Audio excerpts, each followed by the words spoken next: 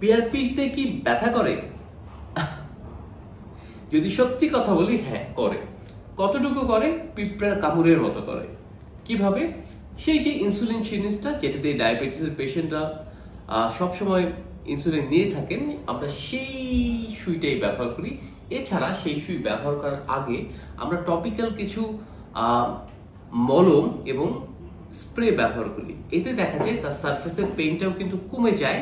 আবার সাথে সাথে আমরা নিডেলটাও এত সূক্ষ্ম ব্যবহার করি, তাই পিঁপড়ার কামড়ের মধ্যে টের পাওয়া যায় ঠিকই, কিন্তু এটা আসলে বড় ধরনের কোনো ব্যথার কারণ হয় না। পিআরপি কি কোনো সাইড এফেক্ট আছে? না, পিআরপি অ্যাকচুয়ালি আপনারই রক্ত।